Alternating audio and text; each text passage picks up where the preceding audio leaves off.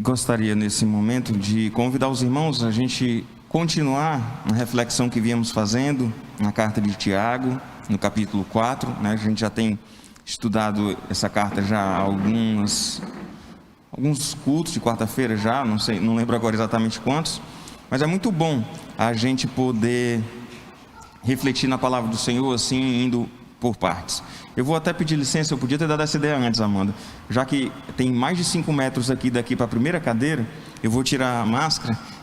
Desculpa não ter avisado antes, poderia ter cantado sem, está muito distante realmente das cadeiras, acredito que não tem nenhum problema. E aí a gente vai justamente meditar a partir do versículo 11 nessa noite, na verdade particularmente os versículos 11 e 12. E quando a gente fala desse texto, fala sobre não falar mal uns dos outros e não julgar uns aos outros, que é o foco desse texto. Muitas vezes essa ideia é entendida de forma equivocada, e aí a gente vai ter alguns extremos aqui nesse sentido. Mas vamos então imediatamente ao texto, versículo 11 do capítulo 4 de Tiago, que diz assim: Irmãos, não falei mal uns dos outros. Aquele que fala mal do irmão ou julga seu irmão, fala mal da lei e julga a lei. E ora, se julgas a lei, não és observador da lei, mas juiz. Num primeiro momento, a gente poderia olhar para essa ideia e pensar, olha, essa afirmação aqui de Tiago está meio fora de contexto. Ele vinha falando sobre orgulho, sobre cobiça, sobre soberba, e de repente começa a falar sobre não falar mal dos outros. E sabe o que é interessante? É que na verdade está tudo muito interligado, porque quando a gente pensa na ideia de falar mal dos outros, o que leva a gente a falar mal de outras pessoas? O que pode levar o nosso coração a se dispor a julgar, e aqui no mau sentido da palavra, eu vou já adentrar na questão do julgar, o que isso tem a ver com o que ele vem falando? Na verdade, se a gente observar bem, tem tudo a ver. Ele começa o capítulo 4 falando sobre a questão da cobiça, sobre a questão da gente querer as coisas dos outros, querer aquilo que não ficar satisfeito com o que a gente tem. E aí ele fala sobre guerras e contendas. Se existe algo que pode trazer um mal terrível no meio do povo, seja o povo de Deus ou no meio de uma empresa, em algum local, é exatamente o mau hábito de falar mal uns dos outros. Isso pode gerar uma série de contendas, de guerras e intrigas. Então isso tem a ver com o que está aqui. E quando a gente olha para o contexto que ele fala aqui sobre cobiça, normalmente o falar mal do outro, ele pode estar muito relacionado à inveja.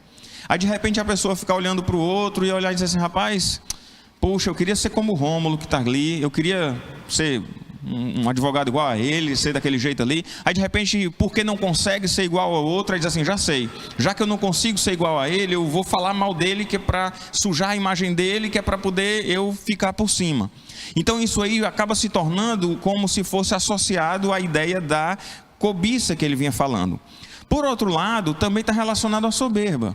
Porque quando a gente se coloca na condição de juiz, e ele fala aqui sobre a soberba no versículo 7, por volta aqui do versículo 7, ele vai falar sobre isso, e é exatamente aquela questão da gente se colocar que Deus resiste ao soberbo, mas dá graça aos humildes, ao final do versículo 6. Então quando a gente se coloca numa posição de superioridade com relação ao outro, a gente começa a querer então apontar o dedo em direção aos outros, e aí então desenvolvendo a prática de falar mal, porque a gente se julga melhor do que as pessoas que estão ao nosso redor. No entanto, quando a gente olha para o contexto, ele vai falar primeiro sobre não falar mal. Isso para mim é algo muito claro, né? A palavra de Deus inclusive diz que se a gente encontra algum irmão em alguma falta, o que a gente faz?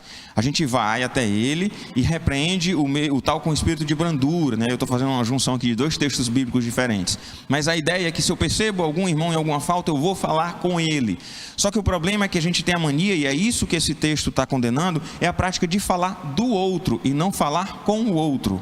Então a gente, ao invés de ir até o irmão e corrigir o irmão e repreender o irmão e exortar o irmão, a gente fala dele para os outros. E é isso que está condenando, porque é isso que vai gerar intriga, isso que vai gerar confusão, isso que vai gerar guerras, como fala no início do capítulo.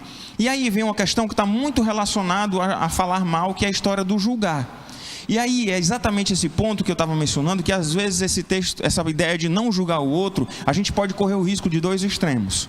Um é a pessoa dizer, olha, esse texto aqui ele está errado, esse texto aqui está errado porque a Bíblia fala que é pelo fruto que a gente conhece a árvore, e aí a gente tem o direito de olhar e julgar os outros. E tem gente que vai dizer, olha, não pode julgar, então se o irmão está lá cometendo um adultério, você não pode chegar para ele e dizer que ele está cometendo adultério, porque você está julgando seu irmão, porque a gente não pode julgar, que a gente não é legislador e nem juiz. Cuidado, as duas posturas estão erradas. O que a gente de fato tem que ter em mente? Uma coisa é eu fazer um julgamento, por exemplo, da intenção do coração de alguém. Eu chegar e dizer, olha, eu acho que o Rodrigo está querendo o mal, o meu mal, está me desejando o mal. Eu não tenho capacidade, nenhum de nós tem capacidade de sondar o coração uns dos outros. A gente pode, por outro lado, observar uma atitude errada do nosso irmão e ir conversar com ele. Isso daí você não está julgando no sentido de condenando o irmão. Você não está chegando e vê, por exemplo, algum irmão seu em alguma falta e está dizendo, olha, esse irmão aí, isso não é crente não. Isso daí eu estou fazendo julgamento. Esse cabo aí vai direto para o inferno e tudo mais. Quando eu percebo a atitude errada e vou até o meu irmão corrigir e conversar com ele e tentar levá-lo ao arrependimento, isso não é julgamento. Isso é bíblico. E a Bíblia condena o julgamento, mas a Bíblia não condena a gente observar o nosso irmão em falta, pelo contrário. Quando a gente observa o nosso irmão em falta, é nosso dever cristão ir falar com ele e corrigir o irmão, e se Deus permitir, ganhar o nosso irmão, para que ele se arrependa e que de fato vá fazer aquilo que é correto.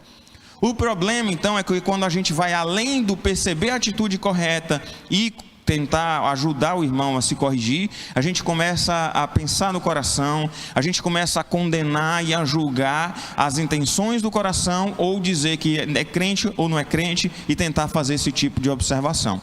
A gente pode sim, na verdade a gente deve atentar para as faltas dos nossos irmãos e exortar biblicamente o nosso irmão para que ele possa se corrigir.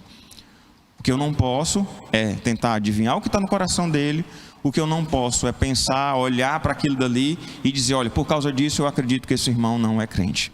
Mas aí você pode dizer, mas pastor, peraí pastor, mas tem uns casos assim que aí não dá.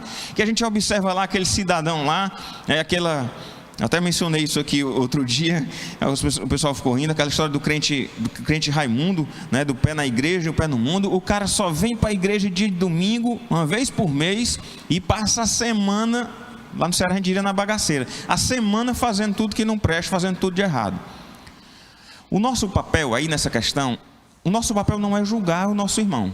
A gente percebendo pelo fruto, a gente vai imaginar, rapaz, eu acho que esse cara não entendeu de verdade o evangelho. Eu acho que esse cara, na verdade, ele não compreendeu a vida de santidade, o comprometimento com Deus, o que de fato Deus quer de nós. Eu acho que ele não entendeu. Mas eu não posso legislar, eu não posso decidir e emitir um julgamento.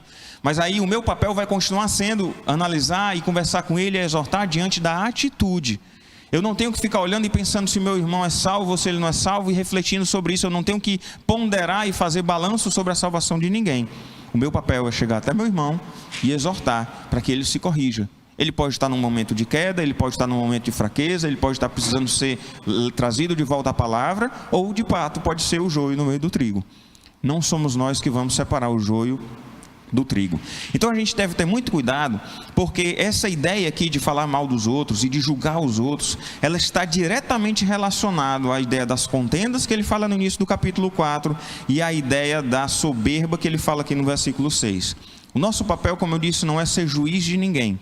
Mas o nosso papel enquanto cristãos é sim, de fato, percebendo o nosso irmão em alguma falta, ir lá e corrigir. Não para condenar o irmão, pelo contrário, para trazê-lo de volta para junto da palavra do Senhor.